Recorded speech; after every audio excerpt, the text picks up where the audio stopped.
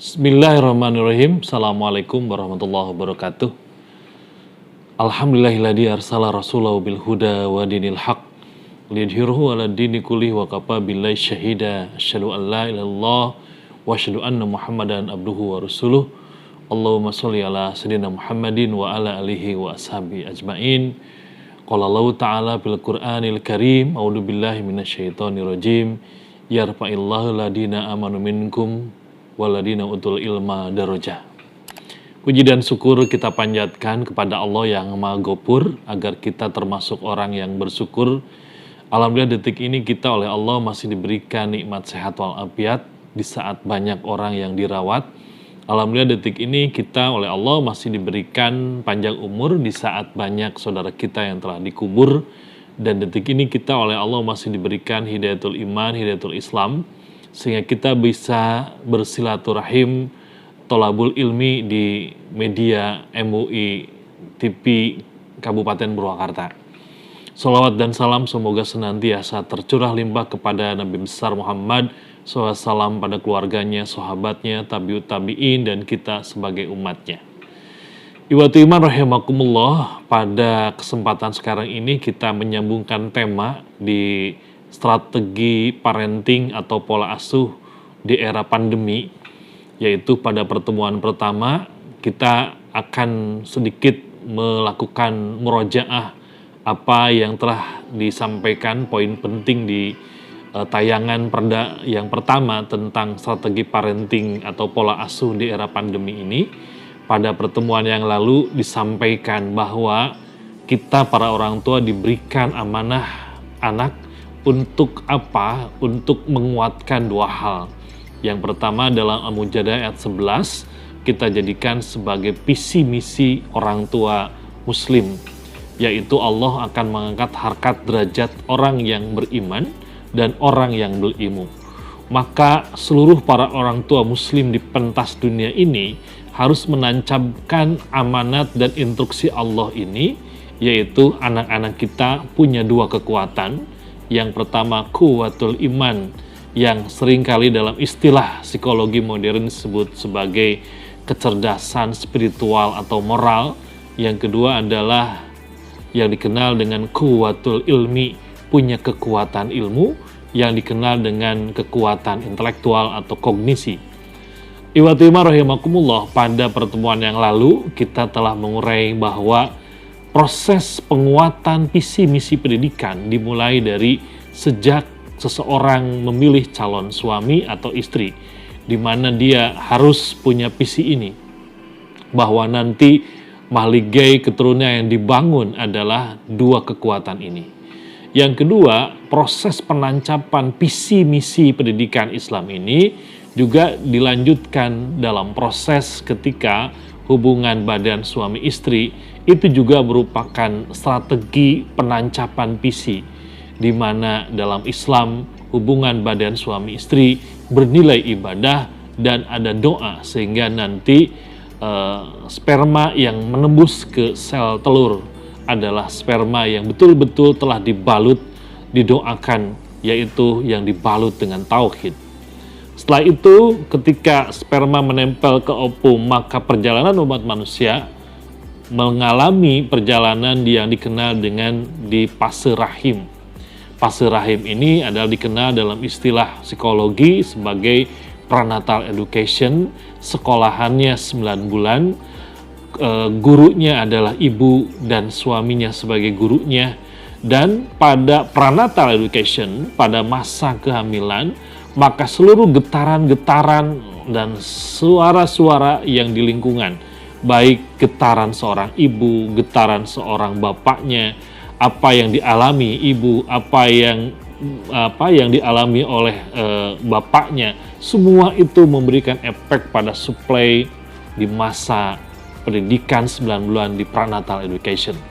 Nah, karena itu pada pertemuan kemarin, seorang ibu dan bapak harus mengembangkan kurikulum di prenatal education, menguatkan dua hal, kekuatan iman spiritual dan kekuatan intelektualnya.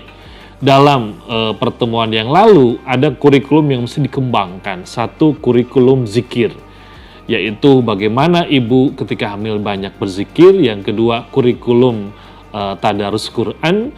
Yang ketiga adalah kurikulum ibadah, bawa bergerak ibadah, itu untuk penguatan spiritualnya. Kemudian penguatan intelektualnya, ibu senantiasa hadir ke majlis taklim, karena di majlis taklim ibu sedang mengembangkan pola berpikirnya sehingga getaran pikir ibu masuk ke dalam bayi yang ada di rahim. Kemudian semangat literasi, ibu jangan malas tapi harus banyak membaca. Ini suplai kurikulum ini untuk menopang apa yang ada di 9 bulan. Nah, iwati rahimakumullah, setelah 9 bulan maka bayi lahir ke alam dunia. Tentu ketika lahir ini proses persalinan, proses melahirkan seorang ibu itu adalah proses antara hidup dan mati. Sehingga disinilah diuji kekuatan mental seorang ibu ketika proses melahirkan.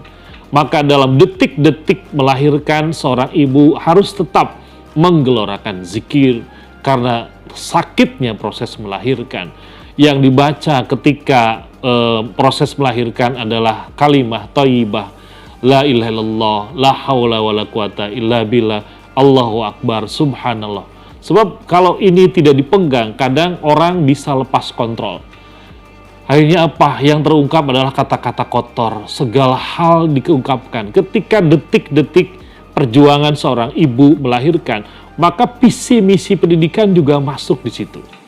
Menggelorakan zikir, ketika sudah pembukaan 1, maka juga ada peluang sholat untuk duha, lakukan sholat duha. Ada peluang untuk sholat witir, lakukanlah untuk sholat witir. Ada peluang-peluang sambil menunggu pembukaan 1, pembukaan 2, pembukaan 3. Proses pendidikan itu sudah sedang berlangsung.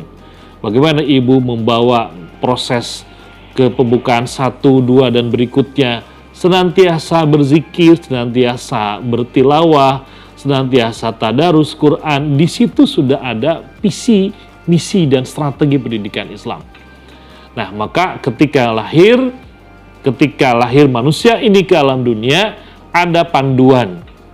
Walaupun mungkin terjadi perbedaan fikih, tapi dari sisi tarbiyah itu keren banget. Nah, di sisi tarbiyah, dari sisi fikih, ada orang bayi yang dilahirkan, ada yang memang kalangan fikih mengatakan diadankan, ada juga kalangan fikih mengatakan tidak usah diadankan, tapi kita ambil spirit tarbiyahnya. Spirit tarbiyahnya adalah ketika bayi nanti lahir, maka yang pertama kali masuk ke dalam sel-sel otak dan kepada jiwa adalah kalimah thayyibah, yang mungkin diantaranya dalam bentuk kalimah-kalimah thayyibat itu ada di dalam adzan. Jadi jangan sampai ketika bayi itu lahir yang pertama, maka ungkapan-ungkapan yang masuk ke dalam bayi itu adalah hal yang kurang baik. Nah, dari sisi tarbiyah ketika melahirkan tidak ada salahnya, karena ini dari aspek pendidikan ya, bukan dari aspek fikih. Dari aspek pendidikan, maka kalimah thayyibah, ibu bapaknya memangkuknya, lalu kemudian membisikkan kalimah-kalimah thayyibah. Ya, yang penting kalimat thayyibahnya, ya, apakah dalam bentuk adzan atau dalam bentuk zikir. Misalnya ketika lahir kita pangku bayi itu, lalu kemudian kita mengatakan dengan la ilaha illallah, la ilaha illallah, alhamdulillah, subhanallah, subhanallah. Jadi ini juga bagian dari strategi dari penguatan visi quwwatul iman dan quwwatul ilmi. Jadi ketika itu atau setelah itu kemudian didoakan. Ketika itu ada kasus, ada satu riwayat, yaitu ibunya Ibnu Abbas ketika sudah lahir, maka Ibnu Abbas memangku bayinya ke hadapan Nabi dan memohon kepada Nabi untuk mendoakan. Nah, maka Nabi memangku bayi itu, lalu kemudian mengecupnya, dan Nabi bisikkan di dalam telinga, dan doa itu Rasul mengatakan, Allahumma faqihu fiddin wa alimhu ta'wila. Ya Allah, berikanlah pemahaman tentang agama dan pengetahuan tentang takwil pada bayi ini. Maka ikhwati iman, riwayat ini bisa menjadi model kepada kita untuk kita semua melaksanakan visi misi dan strategi pendidikan di fase detik-detik melahirkan, di fase pasca setelah lahir ke alam dunia. Jadi tidak hanya sagawayah atau dalam bahasa Sunda, tapi fase pendidikan Islam juga dimulai ketika proses melahirkan dan ketika sudah baru saja lahir, visi kuwatul iman dimainkan dalam bentuk mengungkapkan kalimah-kalimah thayyibah ketika bayi itu lahir ke alam dunia untuk menguatkan visi kuwatul iman dari anak kita. Maka ikhwati rahimakumullah, inilah strategi parenting kedua di fase yang ketiga. Nanti insya Allah pada pertemuan berikutnya kita akan lakukan kembali kajian parenting berikutnya di fase di 0 sampai 2 tahun, di saat anak kita sudah ada dan kita bisa melihat perkembangannya. Hadirin ikhwati rahimakumullah, barangkali itu poin penting pada season kali ini. Mudah-mudahan kita tetap ikhtiar melakukan proses, melakukan penegakan prosedur kesehatan, dan juga senantiasa kita mengawal mutiara-mutiara emas anak-anak kita, karena sekarang persentase anak-anak kita lebih banyak di rumah, maka porsi pendidikan sekarang ini ada di tangan bapak dan ibu untuk membentuk karakter sesuai dengan visi, misi, dan strategi pendidikan Islam. Demikian ikhwati iman yang bisa kita sampaikan pada kesempatan sekarang ini. Mohon maaf atas segala kekurangannya. Mudah-mudahan nanti kita bisa bertemu di strategi parenting berikutnya. Wal afu minkum walau alam bisawab. Rabbi habli minas solihin. Assalamualaikum warahmatullahi wabarakatuh.